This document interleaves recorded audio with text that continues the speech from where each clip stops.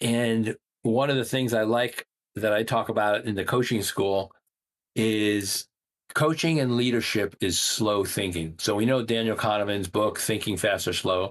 The title says it.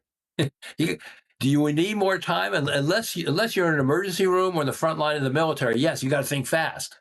But most of us, it's not an emergency. Even though we feel like it, you got time. And again, this is these 2 minutes, anywhere from 15 seconds to 2 or 3 minutes to truly think about, what do I want to do here? What's my best response? It always blows my mind a little bit that 66.5% of you who regularly watch this channel are not subscribed. So before we dive in, I'd like to ask a little favor. If you're enjoying these videos, if you're finding value in them and you want to support me and this work, I have a easy, simple, and free way for you to do that. And that's hitting that subscribe button. It helps more people discover the channel. It helps people get this information that you are finding valuable. And it helps my work make a difference. And here's my promise to you in return. I'll keep showing up. I will listen to you. I will try and create the content that is most of value to you. I will listen to your feedback, and I will keep bringing you topics, insights, and guests on my podcast that you want to see. This channel is really here to support your learning, my learning, all of our learning and growth.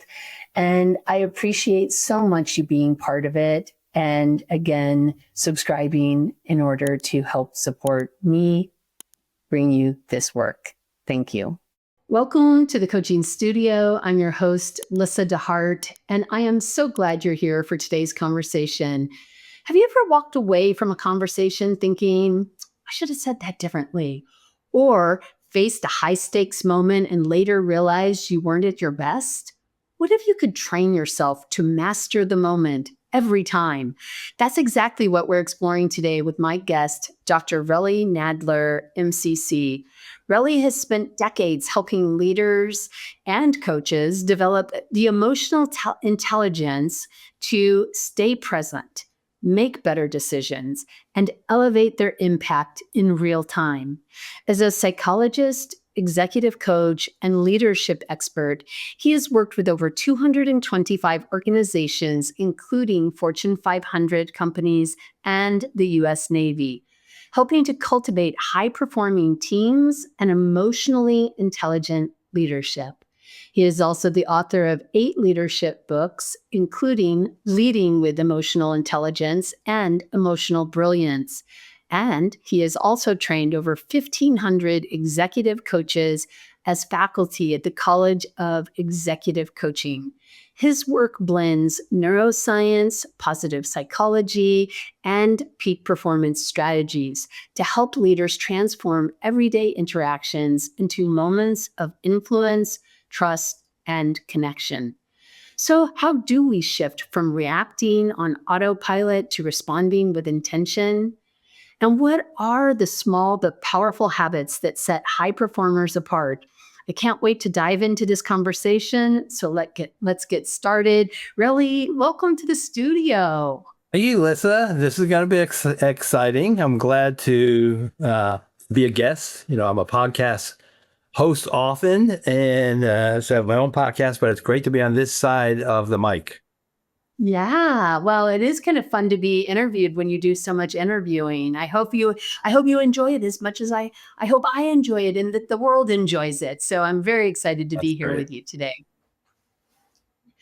So I often start with this question, really a little of your trajectory from where you began to how you ended up in this seat and us having this conversation.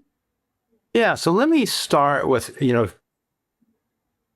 the end of the trajectory, and then I'll take you to the beginning. So where I am now is really developing tools to deal with turbulence. So turbulence tools for moment mastery. Almost all the things that I've been doing will fit kind of underneath that. So why moment mastery? Why being in the moment? Why being intentional? And Mm. so a couple of the milestones is I have been a past athlete playing football in high school and college. And some of the coaches that I had in high school, a few of them in a few moments elevated me and I was floating.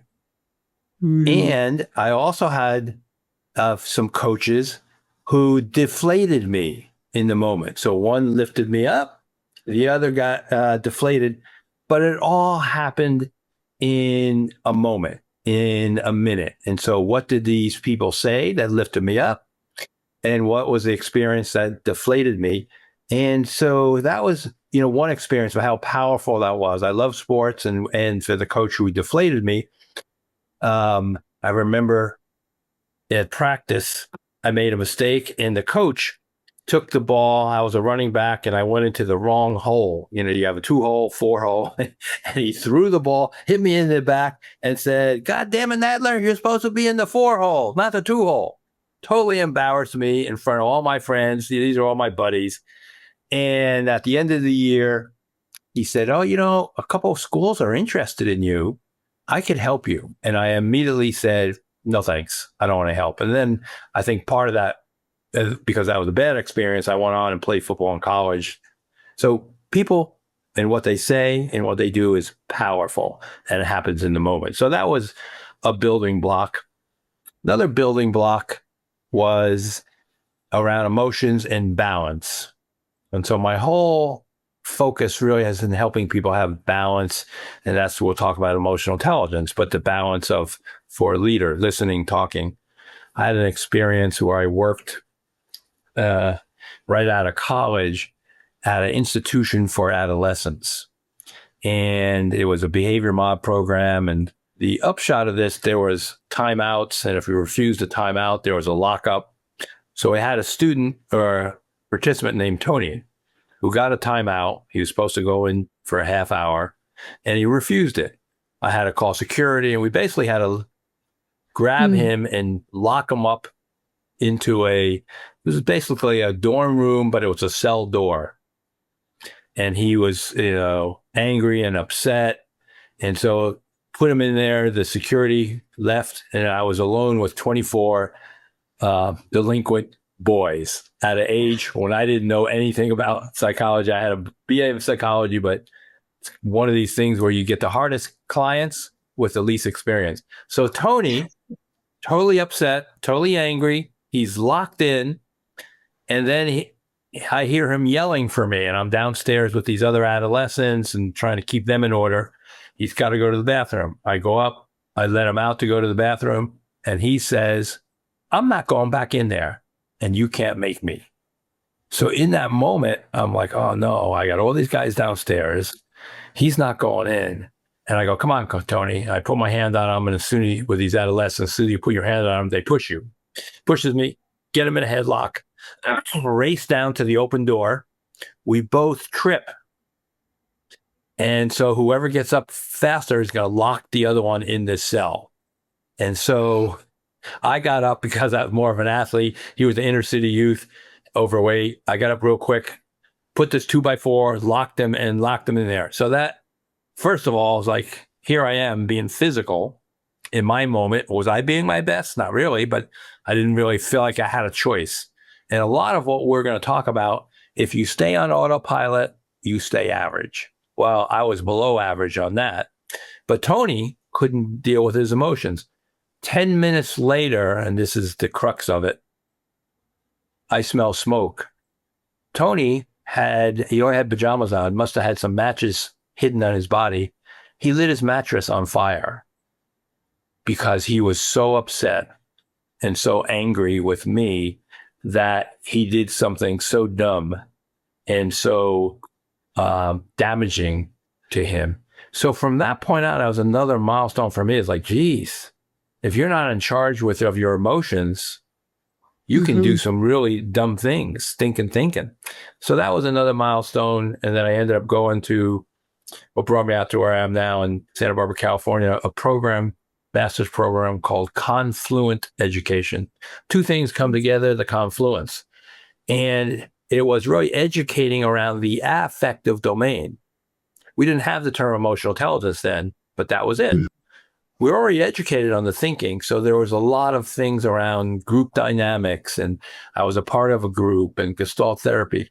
And so that educated me about emotions. And then I ended up doing my master's thesis, having a curriculum. A lot of that material has developed over the years into the books I wrote. So it was pre-emotional intelligence. Those are some of the key aspects that has propelled me to where I'm at now, those kind of defining experiences.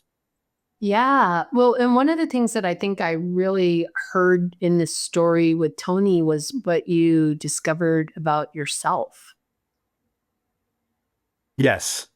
And so I discovered about myself. Is that was a quick? I mean, that's really, that is fascinating. So how did that experience inform, in this self-discovery inform Yes. this trajectory?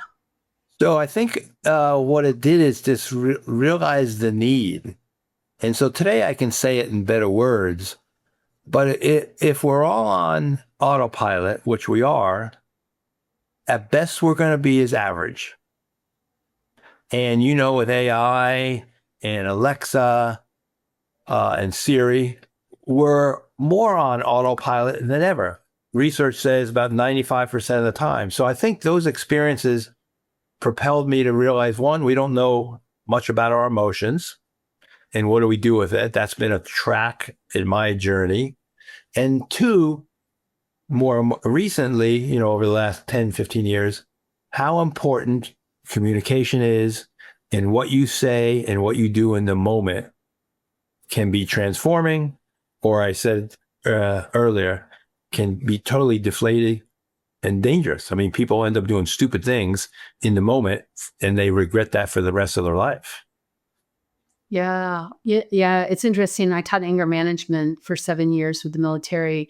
And I often talked about something that sounds similar, which is, how are we effective? Like, anger's the whatever, everybody feels it, but like, how are we going to be effective or not effective? Like, we don't get what we want from it. We're not using it as a catalyst. We're using it in a way that's productive. We're using it as a catalyst in a way that's harmful. And the harm may be to others or to ourselves. But I mean, I'm hearing echoes of that in what you also discovered. Yeah. And how, when you think about this and you use this language, which I think is so interesting, the moment, the mastery of the moment, and then the turbulence. We're in a time, I think we're probably always in times of great turbulence, but it maybe feels like we're in a lot more turbulence at this moment. Yes. How do we master these moments? How do we navigate this turbulence that we find ourselves in at this moment? And what are those elements that we could be working on to support ourselves? Right. Well, there's a lot of the tools that I've worked on and developed really come out of trying to have more emotional intelligence. So in the moment, are you have high emotional intelligence? Are you making smart decisions? Is your IQ high? As a psychologist, I've given IQ tests, and sometimes I talk about that. Someone at high IQ is, 120 or above. CEO is supposed to have IQ of 125. Average is 100. And if we are staying on autopilot, we stay average. And so what are the things, because nobody has time, and that leads to this idea of being on autopilot. Nobody really has time. What can you do in 2 or 3 minutes? So when I work with executives, so some of the tools I'll highlight, and then we can go more in depth. But like one of the tools I talk about is the leadership 2-step. When are you in? When are you out? And often just that language, and I'll walk through this tool. When do you step in? And those times around the vision and what's going on. And can you step out for a while? Because then you're going to step back in to hold accountability, or you're going to praise and acknowledge, and then you step out. Just that language in the moment, someone's like, I stepped in. How do I do that? How can I be intentional? But I should be out. I remember one president I dealt with. I said, all right, let's talk about how you step out. And he said, I never step out. He's like, I got to go on vacation to step out. So that informed our coaching. And again, in the moment, what do you do? And so a lot of these tools are in the moment. Can you be your best? And let me lean on or bring forward, like the one example is the leadership two-step. Should I be in or out? How do you discern that as a leader? Yeah, I think that's a good challenge. So there is a sequence to it. So if something in particular with this tool, if something's just starting, or if there's chaos or turbulence, the leader should be in. And then there's kind of a prescription. If you're in, first of all, can you manage yourself? Okay, I'm going to be in. I got to somehow calm folks. And what do I need to say? And we'll come back to this. How do I be my best right now? And so some of that may be calming them, talking about their challenges, but being optimistic and the vision and changing some of the threats to opportunities. So much of this, Lyssa, as you know, is just about language and being intentional. And so maybe there's a preparation, and this happens in coaching. So what are you going to say when you step in? Can you paint the whole picture of where we're going and then encourage and motivate? And here's a great opportunity. I know you're hurting inside. You're not sure about this and that. So the empathy piece, but also the vision. So it takes preparation, going back to kind of, that around that step. How do you step out? That's a whole nother one. Quick interruption. And I just want to say thank you so much for being on my channel, for liking and subscribing to the work that I'm doing. It means a great deal to me, and I am very appreciative of it.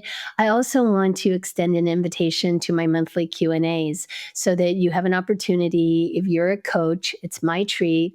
Sign up below or follow the link, and you can come each month and have an opportunity to get a resource development CCE, as well as participate in a really rich conversation about how we show up as coaches and what we would like to have be playing with in our own work, basically. So you are invited, and thank you for being here. Probably starting with intention again and awareness. Yes. Yes. And so the other kind of influence for me, and I think now it's pretty common, is around mindfulness. Early in my career, so it's been about 50 years now that I've been an avid meditator. And I know one of your questions are kind of, are there things that I do for myself? And I think for me, it's been invaluable. So I took 10 minutes before you and I met just to do my mindfulness practice. So for leaders, years ago, I would talk about it a little bit. Nobody was that interested. Sometimes I do it with them. But now people are more interested. And so it is one of the tools. We may do a little bit of that in the session and then give in some tools so that outside of coaching, they have some things that they can add to their toolbox, which is invaluable from a peak performance standpoint. We know athletes do it all the time. So anyway, is that something that that you do? Well, yes. And it's so interesting. So I was at a conference this last week and listening to John Kabat-Zinn talk. Yeah. And he was really talking about this mindfulness and really just sort of what the medical studies and the research is showing on how powerful it is for that ability to be present, to be here now. And we're not, like, to your point, moment mastery, right? We're here now, and we're not in the future trying to solve for something that hasn't happened yet. And we're not, percolating or ruminating about what happened already, but like just being really fully present in the moment. And I've been thinking about, like, I've been meditating since I was 7. I grew up in that family. And so that's almost 50 years, 50 years Give of me meditation. 5. That's pretty amazing. And I find that people get really rigid about the way meditation is supposed to be. Yeah. And I often found that it is taking these little micro moments. Like I would much rather see somebody do a 2-minute meditation or mindfulness practice 20 times in a day versus try and sit there for an hour Yeah. and really be fully present with themselves, because that's hard to Yeah. do. But you can start to build Yep. the grain, well, really the white matter in your brain, and really start to build that muscle of being able to default back into Yep. that presence. That for me, that is what allows me in that moment. Like I just actually, it just came up recently. Everybody has an opportunity where somebody doesn't like something they've done or said or something about them or whatever, and they feel the need to share it with you, regardless of whether or not you've asked for any feedback or not. They're ready to give you their opinion and feedback about you, to you, about what you could do different.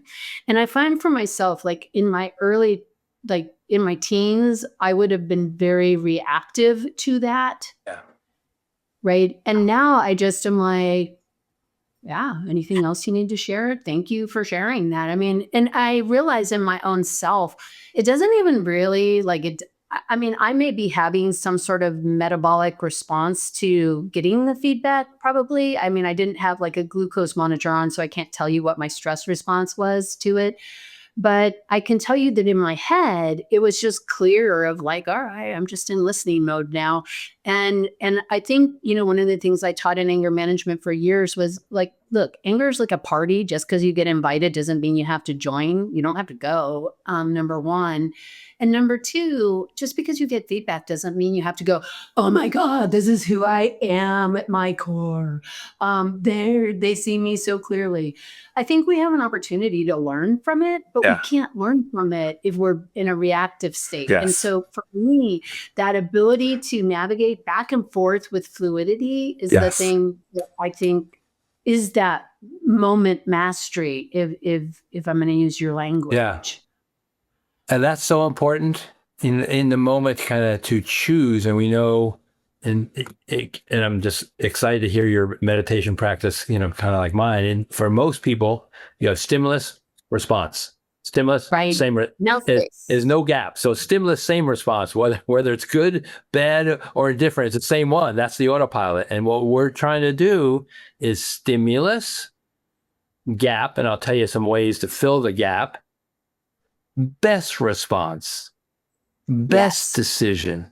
It doesn't have to take long to do that. And I think, we're in this crisis point now that our attention and focus has been stolen, and people kind of use that language. So we're not attentive, and we're just doing what we have done before. And the neuroscience, is telling us we're just doing the same repeated pattern over and over. And so I think as coaches, for people as leaders, you do want to be able to stop, think.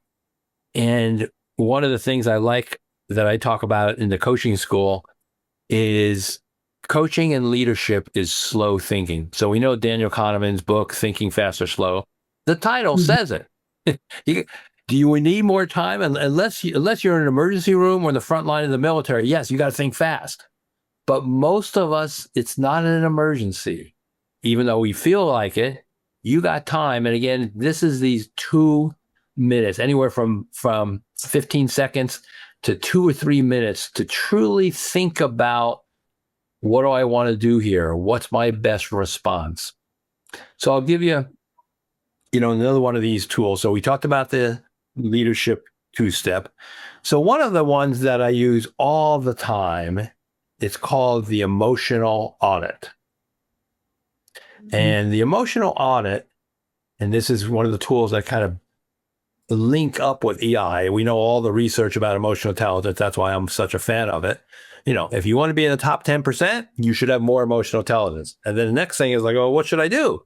Well, so one thing we talked about, some of the tools, the Emotional Audit, the way I would say this, Lyssa, if you take the pause, like you and I would do and other folks would do, what do you do in the pause? And in 15 seconds, you can have a better response. In 15 seconds, you can be more emotionally intelligent. So the first one is, and these are 5 questions. The first one is what's from metacognition, thinking about your thinking. What am I thinking now? And so maybe to use your example, and for the listeners, you may want to think about a situation that you were just in that you got a little triggered. So why'd they say that to me? That's not right. Why'd they say that? Or they always are saying that. That's what they're thinking. What am I thinking? You wait 3 seconds, bring your awareness to what you're thinking. Second question. What am I feeling right now? And again, right now. That may be harder for people, and they do a body scan, or they have to say, well, what am I feeling? I got this kind of scratchy chest. What is that? Well, that scratchy chest may be anxiety or anger. And so it's called affect labeling. When you name your emotion, and so that's the second question. So what am I thinking now? What am I feeling now? And so that is meta-awareness. You got metacognition, you got meta-awareness. There's a pattern in that, especially if you're triggered. It's probably the same 2 or 3 things that you're thinking. It's not fair. Why did they do that? Same 2 or 3 things you're feeling. You're angry, you're irritable, you're upset, you're impatient. Same 3. The third question is meta-attention. What is it that I want right now? So that's almost kind of a direction. Okay, what am I trying to accomplish? What do I want right now? What do I want to get out of this? That can bring you back. Each of these questions are prefrontal cortex questions. So it kind of mitigates or mutes the activation or reaction, like you were saying, that goes on in the emotional brain. So what am I thinking? What am I feeling? What do I want? I want to get along. I want to get my point across, or I want to leave here, or I want to influence them. It'll be different at every situation. The fourth one is probably the key trigger, and it combines meta-attention and meta-awareness. How am I getting in my way right now? Now, as coaches, we will help people say, okay, well, how do you get? I'm not saying what I want. I'm holding back. I am saying what I want, but I got a tone in my voice and I'm angry. Okay. What? Or What are you saying? I'm angry? yeah, so they should know how they get in their way, because they got in their way other times. It's not like this is the only time they did. Yeah. So you got thinking, feeling, want. How you getting away? It's data, information. The last question people can predict and is, what do I need to do now? But then I've added over the last 5 years to be my best. Not only what do I need to do now, but this AI prompt. What do I need to do now to be my best? And this is where all the tools come in. Maybe if it's a leadership 2-step. So what am I going to say? Or maybe if there's another one of the tools, maybe I need to take a break. And going back to Tony and the 5 questions, he got in his way by lighting his mattress on fire. I got in my way by really not having any other resources. And all I had to do was resort to violence. It solved the problem, but in a positive way, set me on a path that what do I need to do better? Well, probably what I need to do better has been my whole path from that point, is learning skills to not only have me be better, but other people be better. I really love that. I'm going to just really quickly, what am I thinking now? What am I feeling now? What is it I want now? How am I getting in my way now? And what do I need to be my best? What do I need to be my best? Those are really powerful questions. It reminds me, I'm not going to share a long version of this story, but a very short version of this story.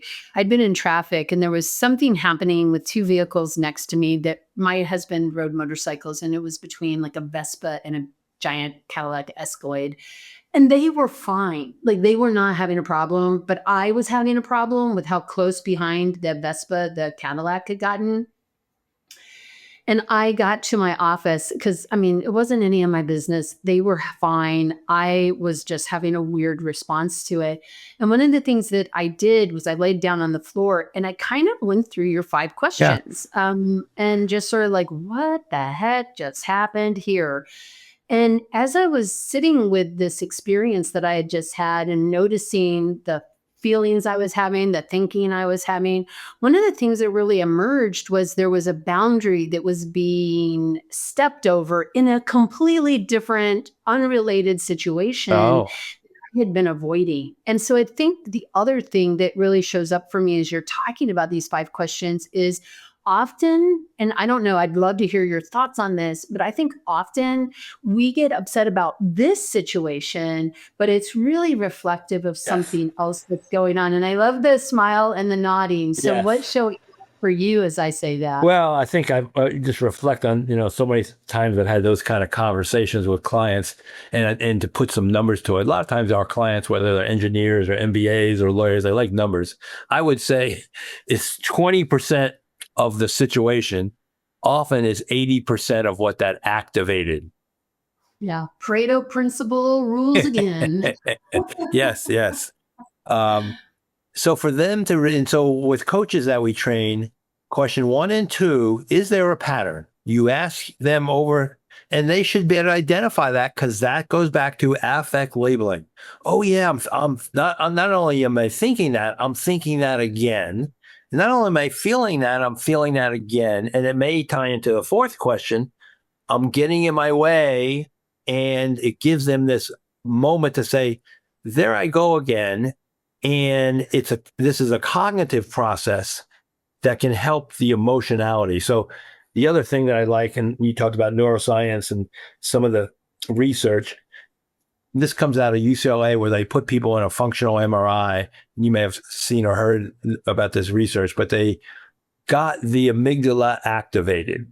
And so it's all those reds and oranges, and they're in there. And how they got it activated, they showed gruesome pictures, people with their eyes hanging out and all this. And All right. Don't do it to us right now. and so right now that's activated for you. So good. You would be a good subject. and so, and so that part, the experimenters say, okay, it's activated. So then part of the experiment was, what gender is that person? Well, it doesn't really take much thinking. Oh man, it's a woman, it's another woman. It doesn't take much, the prefrontal cortex up here doesn't take much thinking. But the key to this is, what is that person feeling? And that also is prefrontal cortex. And they have to say, are they feeling fear, or is that anger? Or is that surprise? And so when they're thinking, and so this is the key to why the affect labeling, this was activated, let's say the amygdala, the other kind of the emotional domains, asking these thinking questions, the emotional audit has an inverse relationship. And as you're thinking about, what is that I want? What am I feeling? The engagement or the activation of that part of the brain goes down. And so, yes, 15 seconds, but in those 15 seconds, you're not feeling all that activation because you're using different parts of your brain. Okay, so this is a question that and I don't know, you may not have assessed this, but I'm curious also, does our empathy go up when we're activated like that? Or is it that part of our brain just really isn't engaged because we're having our own response in that moment? Yeah. I don't know exactly, but I would think the emotional activation has a privileged position in the brain. So the empathy and all that other stuff, because this in the brain, this is a crisis. So all that other stuff is muted. The good news is, by asking the emotional audit, you can have that inverse relationship. And, I love trying to use graphic language, but the graphic language would be, do you want stinking thinking? And this is what we know from Alcoholics Anonymous. if you're on autopilot, most likely you're doing the same thing you've always done. And you always do what you've always done. You've always got what you've always gotten. And so it could be stinking thinking. And that's why going back to in the moment, it could be devastating, your response, or deflating. Or in the moment, can you really lift people up? And this is the power of coaching. And like I met with the coaches in my past life, or one of the things I love is from the book, The Leadership Challenge, Jim Kouzes, and I interviewed him at one point, and he said, for one of the end things as a leader, are you leaving them feeling more capable? So in my interaction with you, if I'm a leader and I'm talking to you, in the moment, am I saying things that are going to leave you feeling more capable? And I'll give you kind of an example from a coaching situation. This was a leader that I dealt with, and they were trying to have a coach approach. So, for probably your work too, a lot of organizations like, okay, well, command and control, we don't always want to do that, but at certain times, let's have a coach approach.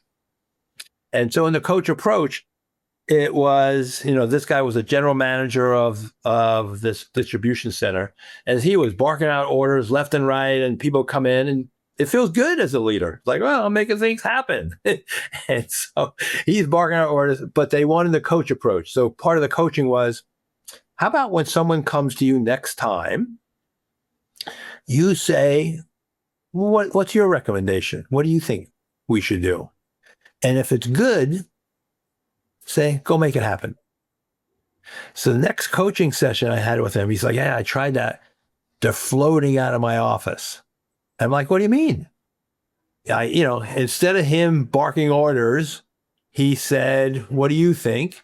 And it seemed good. And he said, go make it happen. And they looked at him and said, really? You want me to do that? Really? How long? And this is trying to capsulize this and back to Moment Master. I said, how hard was that for you to do? It was easy. How long did that take you to do that? 30 seconds? Less than a minute? Master the moment. You think that would be helpful to do in other situations? And obviously the answer would be yeah.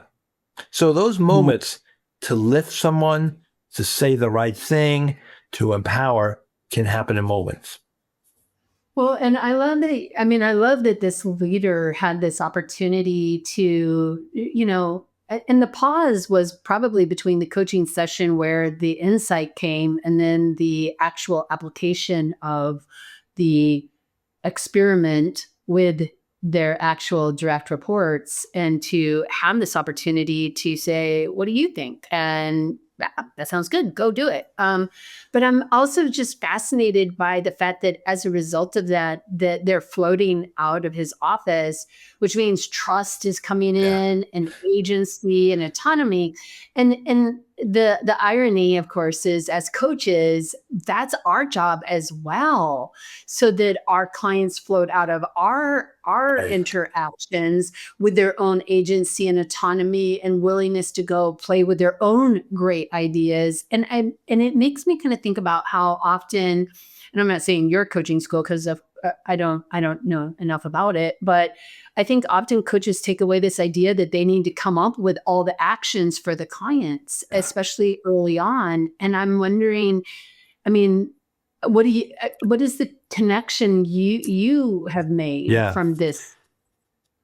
So about having the answers or the connections, and I think first of all, I think managers, for all the right reasons, want to give advice. It's faster. They have the experience, and then they don't even know it's invisible. They're releasing dopamine, and I'm sure people have these days where they're going, they're going, all right, make sure you do this, make sure that who's got something for me, and internally they're thinking, I'm on fire, I'm on fire, giving answers. Well, and also I've worked with physicians who want to be coaches, and I'd say it's a different hat. Whatever you need to do in your readiness ritual is you're not given answers because they have the answers. And so in the coaching school, it's one of the biggest things. And, from the International Coach Federation, you don't want to give advice until you get permission. So here's the visual that I use in the coaching school. The client has a bucket full of ideas, solutions. The coach has a bucket full of ideas or solutions. And I would say the same thing to a manager I'm coaching. You want to go to their bucket. Ask and drain their ideas, like the general manager I mentioned. So what's your idea? What do you think we should do? What do you need to make that happen? What kind of resources? What if it, what obstacles? Ask and drain, ask and drain, ask and drain. If their bucket now is empty, like, I don't know, I'm really stuck. Now they're ready. They're never ready to first go around. All right, you should do this. Oh, I already tried that. Oh, I should have asked them some questions. They already did that. then you go to your bucket. Yes. Yes. How often does that happen? Let me give you a bunch of ideas. And the person's like, done it, been there, done that, tried it. And you've just wasted all this time when you could have just done what you're saying, which is ask. Yeah. Ask and drain. So I think the visual, ask and drain, ask and drain, ask and drain. And until they're frustrated, they don't know. Now they're ready. And then again, from the pure ICF model, you want some feedback, you want an observation, or in the real world, they may say, okay, so here's kind of an idea. And now you go to your bucket, your past solutions, what other people have done, but they're ready. They're not ready to when we give them it. And think about the personal relationships all the time when we give advice. Well, and the thing that's really showing up as you say that also is they may tell you they're ready. Relly, I really want to hear your opinion. And I think you need to kind of hold back, throttle back, whatever, call bullshit in your head on that, because you will still get into that same, yeah, done it, been there, had that, yeah, no, yeah. And I think to your point, like draining their bucket until their bucket is empty, and then they're ready to actually receive, like, okay, the only ideas that I have that you didn't already mention are like A, B, and C. And I don't even know, like, if any of those are even useful. What you're doing is it's kind of a hot potato back to them to then make what's useful out of what you've shared. But to your point also, they're ready for it now. Even if they asked for it 20 minutes ago, they weren't ready. Yeah, they may not be ready. And then I think from the coaching standpoint, sometimes this may be for the manager. You say, okay, so does that make sense to you? Or so what are you going to do? You don't want to over manage. You give them the idea. And so what do you need to implement that? Or what would be your first step? Or what part don't you understand? Or what do you need to do to put this in action? Yeah. Very interesting. Yeah. And I think it kind of cycling back to what we had talked about before also, it takes that self-management, because I don't know that it's managers specifically or coaches specifically or therapists or whoever. I think human beings just really like to give advice. Right. They love to give advice and share their opinions. And so I think, and to your point also, I think we get dopamine hits and like, I'm on fire today. I love that. I've been nailing it all day long with all of my genius insights. And so I think it goes back to those 5 questions also, like what's really driving that for you? So I'll give you the other tool that one of my clients created out of the emotional audit. This was a Navy SEAL, and he ended up saying, I like this idea of emotional intelligence. And so I had him, we talked about the emotional audit. I had him say, well, you should do it, once or twice in the morning, kind of just see what's going on for you, especially if you're kind of feeling something, just, identifying, hey, what is that? And then, in the afternoon, do it again. And then he came back and said, I've been using that. I really like it. I'm using that with others. And I'm like, oh, really? He was in project management. I said, what do you mean?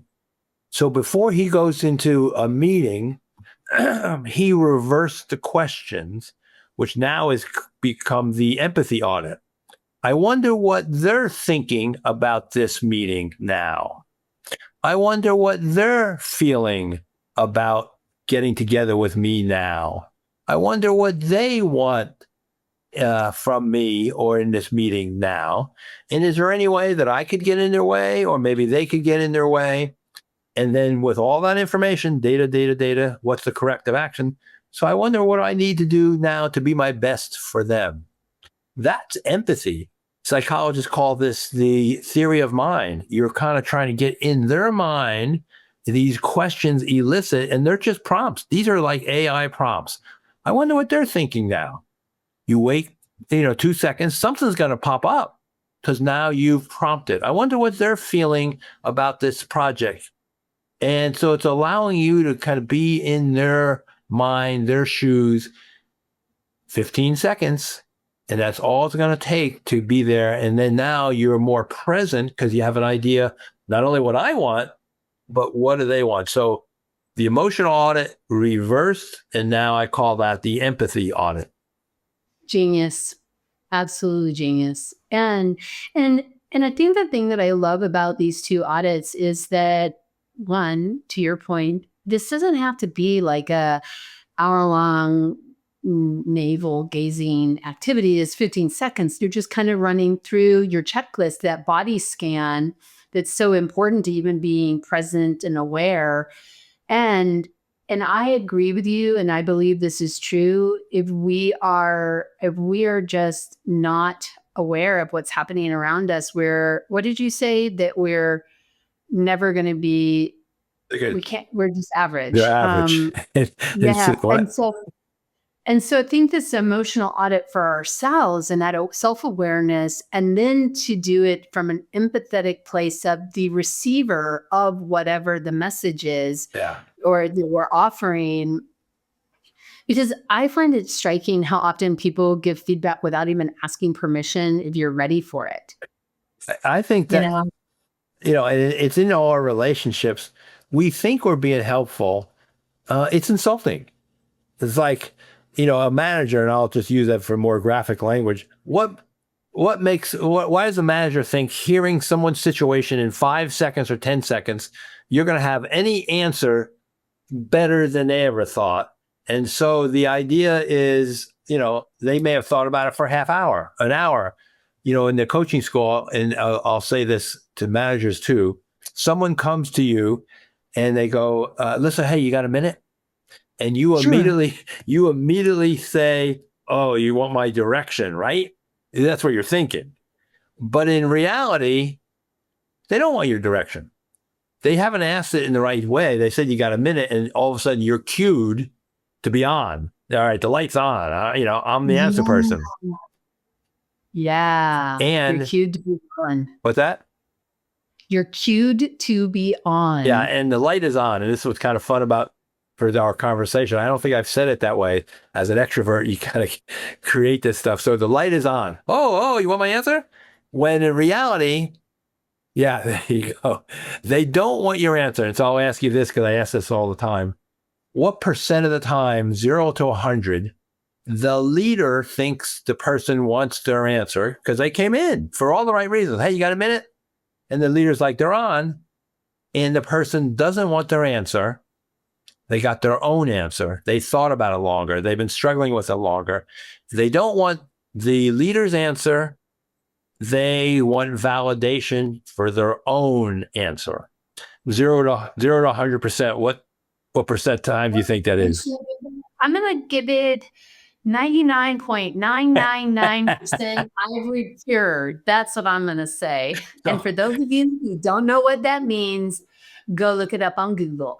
And so say it again. What'd you say? 99%? 99%, 99.999% ivory pure. Oh, I don't know that one. So I'll go look at that. So, but basically, I'm just writing that down. Ivory pure. Yeah. Every time. It's the ivory soap. Come on. Okay, ivory pure. Every time I ask that, and that's why I kind of deliberate to set that up. Every time, at the minimum, people say 70% and higher. And so then I would say this is a paradigm shift. People, they gave the right answer that it's almost, 3/4 of the time, the person doesn't want their idea. Right. But as a leader or a manager, can they have that paradigm that, wait a second, they got their own idea. What makes you think I'm going to have anything different in 10 seconds, hearing what they say is any better than what they have? Yeah, and I love this because it is really where the rubber meets the road, right? It is the fact that theoretically 70 or more percent of us know they don't need our answer. They don't want our answer. They want confirmation of their own thinking. And yet, I would guess if we're going to go back to the Pareto principle, 80% or more of us in that moment, Yes. when we have the opportunity to master the moment, what we do is jump in with our own enthusiastic Yes. ideas. So here is this next tool I'll give you, and again, it's one of these turbulent tools and for moment mastery. It's kind of based on that, and it leads into kind of coaching. So usually, this conversation we're having, about someone comes to you, you got a minute, we think you want, they think the leader thinks they want direction. In reality, they got their own idea. So those are the two things: validation and direction. But the tool is called Vivid, VIVID. And I think it captures a lot of what someone may want from their leader. So the first V is vent. Hey, so the vivid would be, I would say to a leader, hey, I had some coaching. My coach talked about this vivid tool. Tell me which one of these you need. So the first V is vent. People don't say that, but they do vent. And then the leader thinks, wow, this is really bad, worse than I thought. They're complaining. They think venting is complaining. And going back to name it, to tame it, the affect labeling, the person says, hey, I just need to vent. You're my leader. I'll work it out. 2 sentences, master the moment. The leader will listen differently. So that's the first one, vent. Second one is information. And sometimes that may happen. Hey, where's this? When is this meeting? Great. So you have vent, information. The third one is validation. Hey, I got an idea. I'd like to run it by you. So you're helping the leader think, and what is it that you want from them? So like, oh, you got an idea? Okay, I'll sit back and listen. So it helps the leader not go to direction, which is the D. And then the second I would be, maybe it's not something that they're validating, but it's brainstorming. So it's ideation. So you got vent, information, validation, ideation, direction. The mistake is the leader goes to direction when the person wants validation. What's the D? The D is direction or decision. Oh, okay. And so if the person comes and says, I say, Lyssa, hey, you got a minute? I just need an answer. I just need some direction. Oh, great. But most of the time, that's not what the person wants. It's probably majority, it's about validation. Or if they do need to vent, they should say the word vent.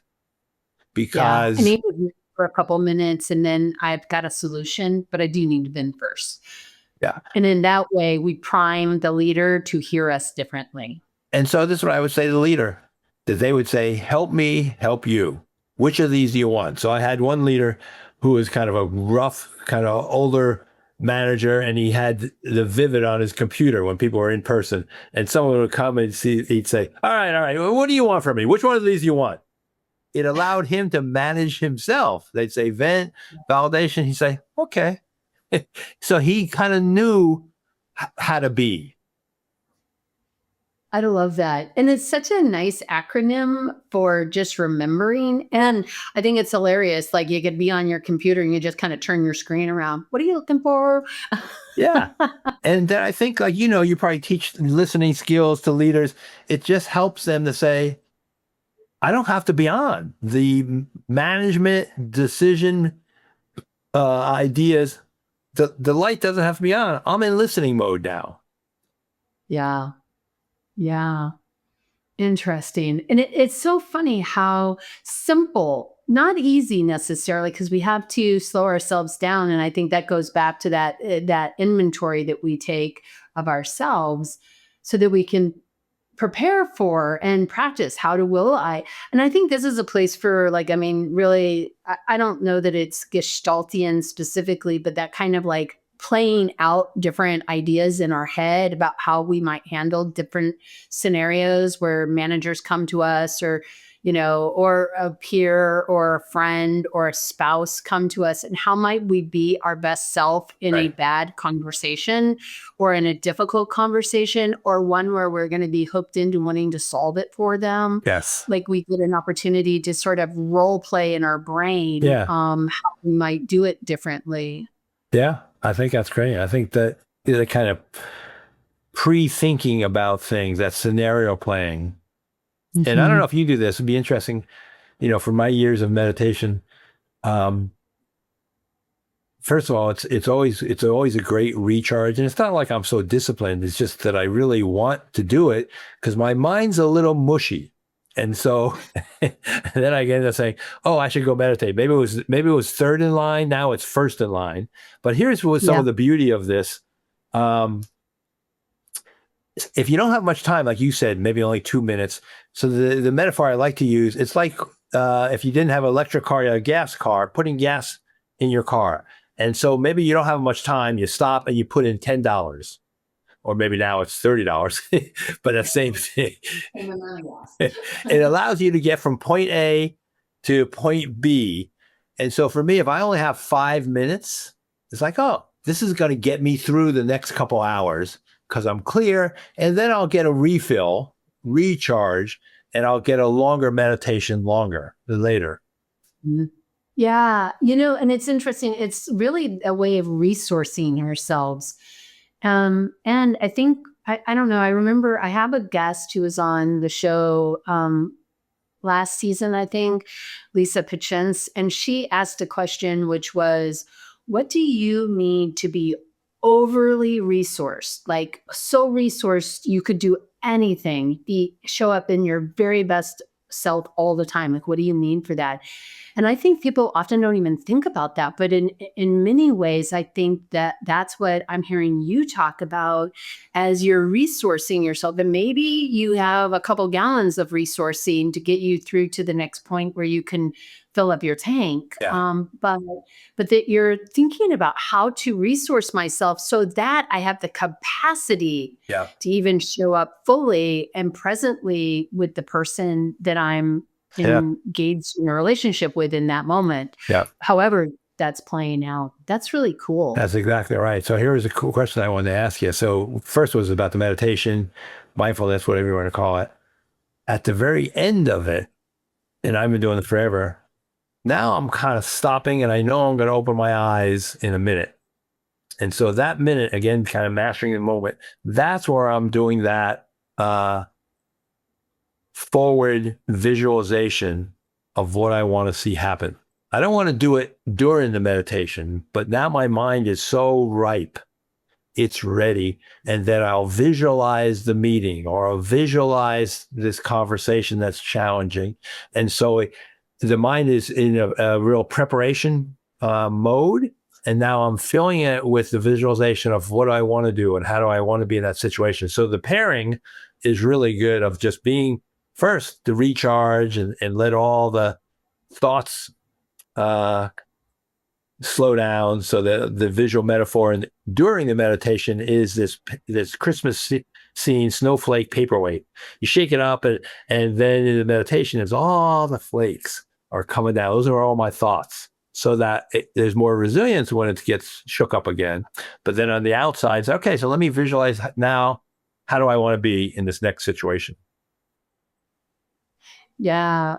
It's so funny. I think about my own practice. I often do laughter yoga. You do offer laughter?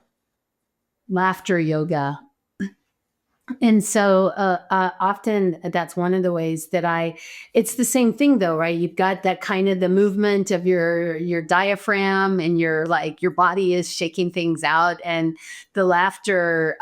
Well, once I start making myself laugh just by laughing, and then I'll really start laughing, it shifts the energy and the chemicals in my brain. And so then I come into whatever the situation is that is maybe I'm worried about or nervous about or whatever, but I have kind of shifted all of the cortisol and, all of the, adrenaline. I've gotten a lot of that stuff kind of moving in my body and not just sort of stuck in my head. And so but it's that shaking off also Oh, for that's me. beautiful. It's nice that you have that as a toolkit. I mean, it could be, using your sensations like you are with your body and you're laughing. It could be other things. Like one of the other things around mindfulness that our listeners can do is a simple thing. You're in a meeting and no one has to see you do this, but you just kind of tickle your Yeah. hands. And, Hmm. and, if you're off camera, and then you really feel the sensation, you could tickle your face. And then you really get into, as I'm doing now, you can think, wow, I can feel every little finger. And what that does is get you away from all the worry, the anxiety, because now you're doing something that's bringing you into the moment. So I learned this over the last I was in at the conference Thursday through Sunday. So I just learned this probably Friday or Saturday. I don't remember exactly, but they were talking about polyvagal theory. And one of the things that they were talking about is that little piece of your ear that is the little part that sticks out. Yeah. If you just rub that, you will activate your polyvagal system and it feels really good. But the other thing that I notice when I do it is that it almost sounds like the heartbeat of like a fetus inside of the womb, where you get that kind of like you put your ear to a shell and you Yeah. hear the Yeah. ocean. But if you're like doing this in And, a rhythm, and you I'm looking at almost which part are you doing? that Oh, that little little, part yeah, in your that ear little, right. that little And so doohickey. it kind of closes your ear a little bit as you're doing it. Yeah. But they say that's a way of really activating your polyvagal system, which of course then your entire somatic I like and it. I yeah, mean, it's really cool. And what is, you got the touch. you, What's that? oh, I'm just gonna say you probably don't want to do it on your video, Right, right. But in your video. before you get on, um, Yeah, so there's two senses there. You got the sensation of touch, but also it's echoing a sound. So you kind of get the double sensations. And I think to change someone's state, all those sensations, um, typically I don't have it today. Why I was concerned where you got going is I have a background of this beautiful green field because I'm on Zoom or Teams almost all day long. And because we have a different platform, I don't have that today. But that reminds me of when I went there. And it's a beautiful thing. And it's a simple thing that instead of just looking at a room, it's like, oh, yeah. And again, it's kind of shifting that sensation that I can bring into the conversation. yeah, yeah. No, I think that's really cool. And yeah, no, I think that's really, really cool. And I think on that note, also, I have a couple questions for you as we are kind of bringing Okay. ourselves to a close. One of them is you've mentioned several books and people through this conversation beyond your own work, which I will be leaving links to for everybody to find. Is there any one or two people or ideas that you think are really important for people Yeah. to I think know as a my whole path has started, and you helped me kind of articulate this today, around balance with Tony. And, my whole career is like, okay, how do we get more balance? So Daniel Goleman's work in 1995, his last book that just came out, Optimal. It's the same research, it's the same stuff, but for him doing a career of this for 30 years, so it's got all updated research around emotional intelligence, why we need it. And I think, I try to lead with evidence-based research. And so that's really good. And then just as echoing what we just talked about, I just have this book and I haven't finished it yet, but it's called Shift. And Ethan Cross, and he is a emotions researcher, University of Michigan. And in his book, it's kind of what I'm using this as tools to master the moment. He talks about changing your sensation. We just talked about that. Changing your attention, changing your focus, changing your perspective. And so for me, in the mastering the moment in the gap, it's allowing other tools and other ways to really be present. Why? We're in the input business. So what goes in the brain and we want to have best output. So you have the best decision, best judgment, best relationships. So these are in Shift, I'm gathering some other tools, just like we just were talking about, to do in the moment. And why? If you stay on autopilot, you stay average, doing a few things, you can be extraordinary. I love that. So I have a tradition that I started this season, which I'm very grateful to another podcaster who was doing this. And I was like, this is such a great idea. But I ask a question of the last guest, and I'm going to offer you the question that they said, not knowing who would get it. This is the question. And it fits so beautifully with what we've been talking about as the universe would have it. How do you think coaching or this work with leaders could be used as a tool for bridging the gap across the political divide? Okay. I think being in the gap, catching your defensive responses and being curious about what their response is. Yeah. Yeah. Relly, oh my gosh, thank you so much. This was so much fun. And I really enjoyed having this conversation with you today. Well, thanks, Lyssa. Yeah, you're very good at this. You got me excited about things. And I hope some of the tools and stuff we talk about, that people can put into use. I have no doubt that they will. And thank you again so much. All right. You're welcome.